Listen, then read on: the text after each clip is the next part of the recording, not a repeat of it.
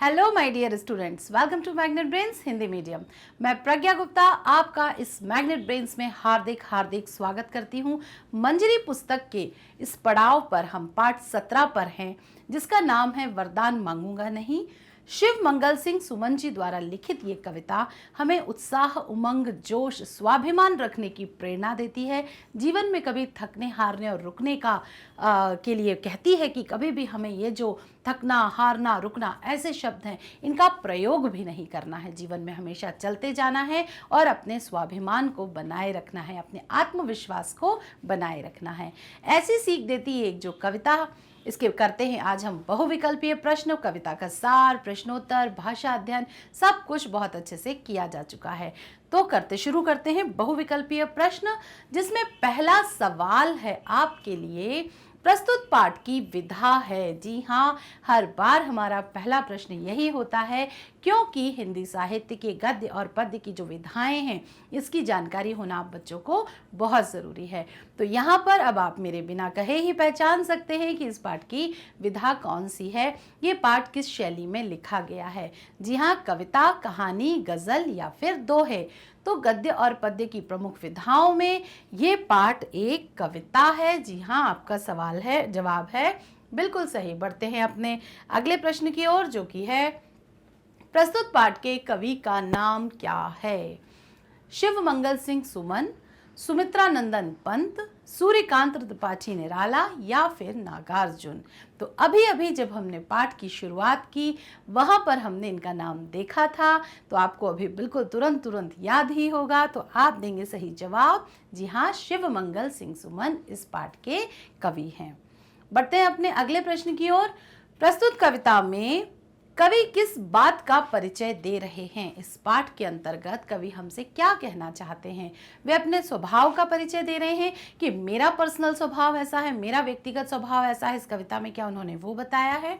अपने स्वाभिमान का वर्णन किया है, आत्मविश्वास का वर्णन किया है, या फिर खा और गा दोनों के बारे में बताया है? तो आप खोजिए इसका उत्तर, तब तक मैं अपने हिसाब से जो सही उत्तर है वो आपको बताती हूँ। जी हाँ, इसका उत्तर है स्वाभिमान और आत्मविश्वास का, क्योंकि जीवन में स्वाभिमानी होना भी बेहद आवश्यक है और आत्मविश्वास होना भी बहुत ज़रूरी है।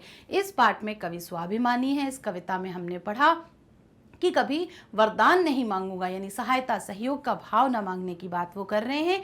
क्यों कर रहे हैं? क्योंकि उनमें स्वाभिमान है कि मैं खुद प्रयास करूंगा, खुद लड़ूंगा, लेकिन किसी से मदद की भीख नहीं मांगूंगा। अब ऐसा वो क्यों कर रहे हैं? क्योंकि उन्हें इस बात का आत्मविश्वास है कि वो अपने कार्य, अपना जीवन के लिए लड़ सकते हैं, जो चाहे वो हासिल कर सकते हैं। तो अगर आप में स्वाभिमान है तो आप में आत्मविश्वास भी होना चाहिए कि हाँ, मैं कर सकता हूँ। ये दोनों ही चीज़ें एक दूसरे की पूरक हैं। स्वाभिमान है, आत्मविश्वास नहीं है, तो आप कुछ नहीं कर सकते। आत्मविश्वास है लेकिन स्वाभिमान का भाव नहीं है, तो कहीं ना कहीं हम सहायता या दया के लिए किसी की तरफ देखेंगे ही। तो इसलिए ये दोनों ही जो चीज़ें हैं वो एक दूसरे की पूरक, जिसे हम सप्लीमेंट कहते हैं, वो हैं। तो जानते हैं इसका सही उत्तर कि का और खा और गा दोनों इसके सही उत्तर हैं। यानी प्रस्तुत कविता में कवि अपने स्वाभिमान और आत्मविश्वास दोनों का परिचय देते हैं। पढ़ते हैं तीसरा प्रश्न। शिव मंगल सिंह सुमन जी का जन्म कब और कहाँ हुआ था? उत्तर प्रदेश स्थित उन्नाव जिले में, उत्तर प्रदेश के गोरखपुर जिले में, उत्तर प्रदेश के जौनपुर जिले में, या फिर सहारनपुर के जिले में। तो आपको हमने जीवन परिचय जब हमने कवि का पढ़ा था, उस समय इसका जो प्रश्न है, इसकी चर्चा हमने की थी।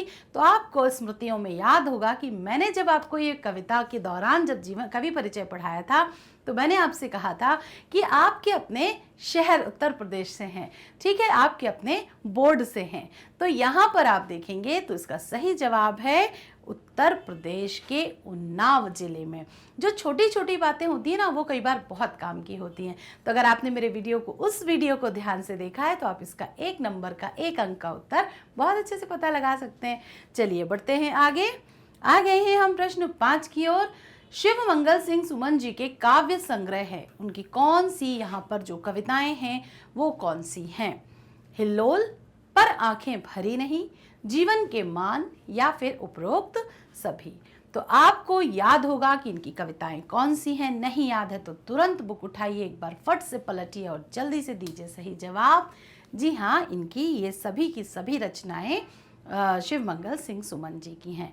देखिए, ये जो विकल्प हैं ये क्यों ज़रूरी हैं, क्योंकि इससे हमारे पाठ का एक फटाफट रिवीजन हो जाता है ना। जो चीज़ें हमने उस समय ध्यान से नहीं पढ़ी, हमने यहाँ पर सुन ली। अगर आपने यहाँ पर अभी ध्यान से सुन ली है तो ये प्रश्नोत्तर लिखते समय भी आपके काम आएंगी। तो कुल मिला के सारी चीज़ें सुनना और देखना बेहद ज़रूरी है। वो कहीं ना कहीं आपके पाठ्यक्रम का एक महत्वपूर्ण हिस्सा है।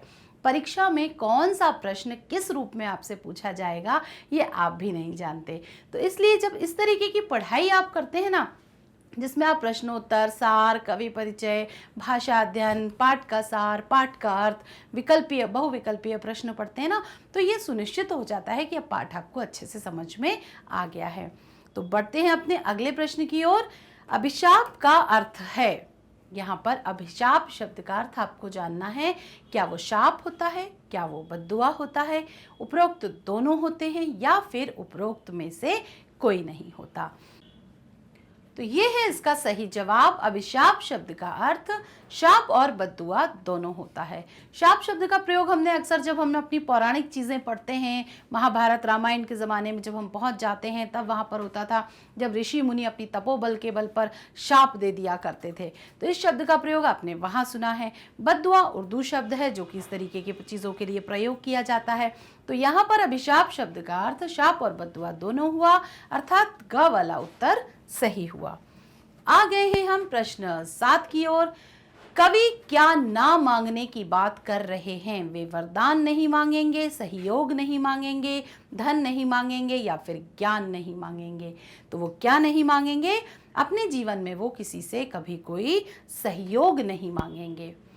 प्रश्न 8 है, पंक्ति पूरी करो। क्या हार में क्या जीत में? यहाँ पर 3-4 पंक्तियां दी गई हैं, आपको इसकी अगली पंक्ति को यहाँ पर जोड़ना है।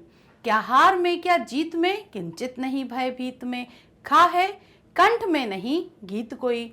सुर नहीं न संगीत हो, या फिर उपरोक्त में से कोई नहीं। तो जी हाँ, यहाँ पर सही उत्तर है क्या हार में क्या जीत में, किंचित नहीं भयभीत में। प्रश्न 9 की ओर हम आ गए हैं। स्मृति सुखद प्रहरों के लिए कवि क्या नहीं चाहेगा? विश्व की संपत्ति नहीं चाहेगा, खंडहर नहीं चाहेगा, दीर्घायु होना नहीं चाहेगा या फिर कर्तव्य का भाव नहीं चाहेगा। तो जी हाँ, स्मृति सुखद प्रहरों के लिए कवि विश्व की संपत्ति नहीं चाहेगा। उसे अपनी किसी भी चीज़ के लिए स्मृति याददाश्त बनाए रखने के लिए किसी भी प्रकार की विश्व की कोई संपत्ति धरोहर की आवश्यकता नहीं है। किन किन परिस्थितियों में कवि अपने कर्तव्य पथ से हटना नहीं चाहता? वो जीवन में कोई भी स्थिति हो अपने कर्तव्य पथ से नहीं हटना चाहता, पर कुछ खास स्थितियों की बात यहाँ पर की गई है।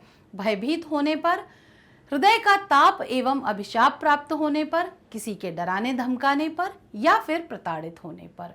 तो हमने जब ये पाठ पढ़ा था तो हमने जाना था कि कवि ने कहा कि मुझे किसी और के हृदय की दुआ बद्दुआ से या किसी और के हृदय की भावनाओं से इस तरीके का कोई मतलब नहीं है कि किसी ने मुझे श्राप दे दिया है, बद्दुआ दे दी है तो मैं अपने कर्तव्य पथ से हट जाऊं। मुझे जो सही रास्ता है उसी पर हमेशा चलना है।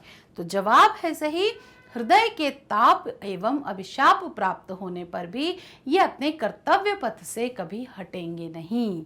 ठीक है, आ गए हैं हम प्रश्न 11 तक। संघर्ष पथ पर चलते हुए कवि का दृढ़ संकल्प क्या है? ठीक है, दृढ़ संकल्प क्या है? तो यहाँ पर बात कर रहे हैं हम इस दृढ़ संकल्प की।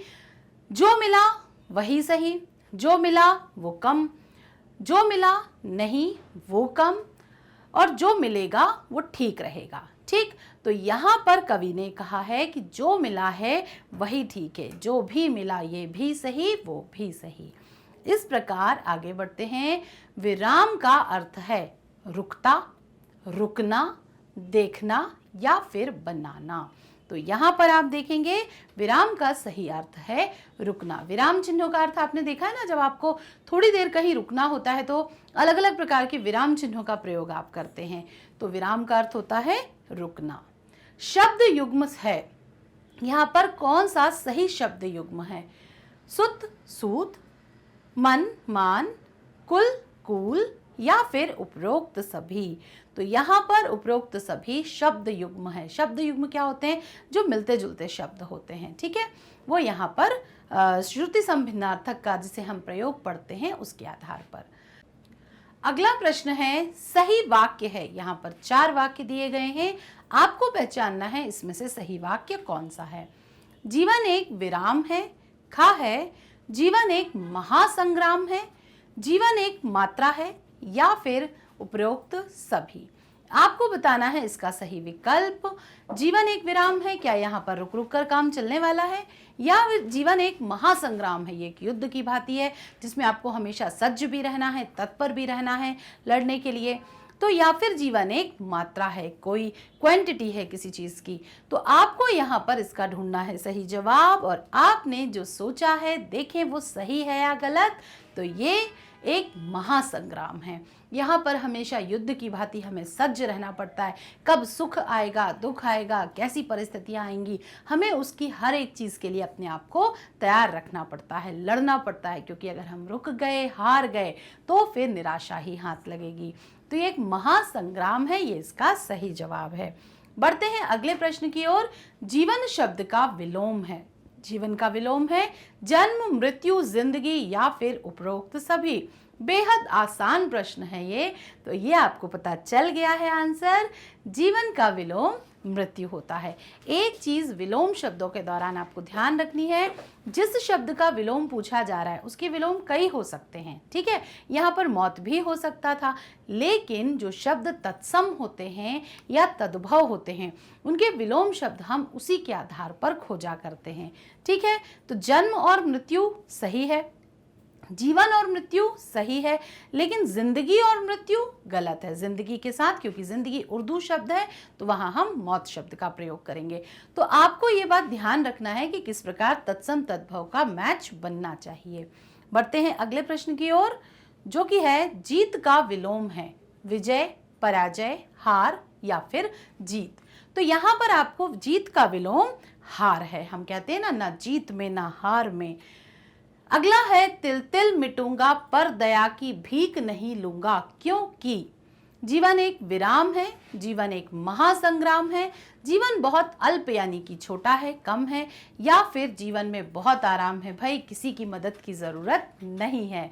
तो सही विकल्प आपको खोजना है, वो है जीवन महासंग्राम है। मैं सब कुछ करूंगा, तिल तिल मर जाऊंगा, लेकिन जीवन एक महासंग्राम है और इस महासंग्राम में मैं स्वयं लड़ूंगा, मुझे किसी की कोई सहायता नहीं चाहिए, किसी की कोई दया की भीख नहीं चाहिए। तो विकल्प का सही जवाब है खा, जीवन एक महासंग्राम है। तुकांत शब्द नहीं है। जब हमने पाठ में भाषा अध्ययन पढ़ा था तो हमने जाना था जो तुक में जो एक समान अंत होती है वो कहलाते हैं तुकांत शब्द, जिन्हें आप इंग्लिश में राइमिंग वर्ड्स के नाम से भी पढ़ते हैं। क्या यहाँ पर जो शब्द आप पढ़ रहे हैं वो तुकांत है?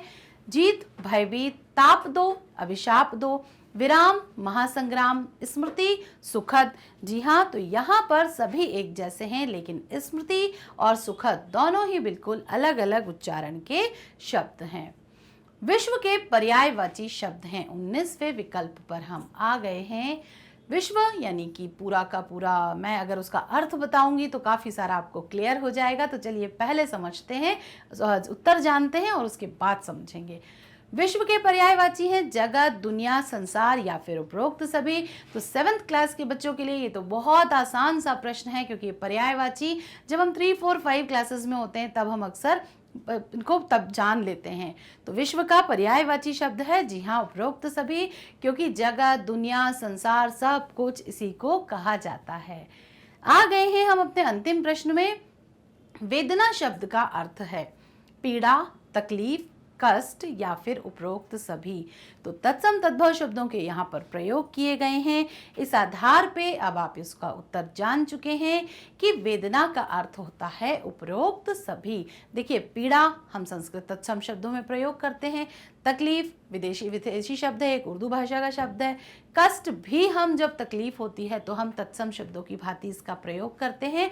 तो इस प्रकार वेदना शब्द के ये सभी के सभी जो हैं वो वेदना शब्द के ही अर्थ हैं। इस प्रकार आज हमने अपना पाठ पूरा किया। हमने उसका सार, भावार्थ, शब्दार्थ, भाषा अध्ययन और आज बहुविकल्पीय प्रश्नों का हल करके इस पाठ की पूर्णाहुति की। तो मैग्नेट ब्रेन्स आपको सिर्फ इतना ही नहीं, बहुत कुछ सिखाना चाहता है ताकि आप हो जाएं अपने सब्जेक्ट में एकदम एक्सपर्ट, परीक्षा में अच्छा प्रदर्शन करें, कक्षा में भी बहुत अच्छा आपका प्रदर्शन हो, ताकि आप सफलता के आयामों को छुएं। मैग्नेट ब्रेन्स इसलिए सिर्फ इतना ही नहीं, आपके लिए ढेर सारे खजाने लेकर आया है। यहाँ देखेंगे आप CBSE English medium, Hindi medium, आपका अपना UP board, Bihar board, NTSC, CUET, Olympiads और साथ ही साथ स्पोकन इंग्लिश, ये सब कुछ है आपके लिए जो है बिल्कुल पूरी तरह निःशुल्क। बुक्स, ई बुक्स के कलेक्शन के लिए भी आप डिस्क्रिप्शन बॉक्स में जो लिंक दी है उस पर क्लिक करेंगे, गूगल फॉर्म को फिल करेंगे, सबमिट करेंगे और चीज़ें आपको तुरंत उपलब्ध करवा दी जाएंगी। हमसे जुड़े रहने के लिए आप फेसबुक, इंस्टाग्राम, ट्विटर और टेलीग्राम की मदद ले सकते हैं। वीडियो को लाइक, कमेंट और सब्सक्राइब करना, शेयर करना बिल्कुल ना भूलें। खास तौर पर शेयरिंग तो बिल्कुल भी ना भूलें। कीजिए मेरे अगले वीडियो का इंतज़ार। एक बहुत ही अच्छे नए पाठ के साथ में बहुत जल्दी आऊँगी। तब तक के लिए रखिए अपना खास ख्याल, खुश रहें, मुस्कुराते रहें। Bye bye.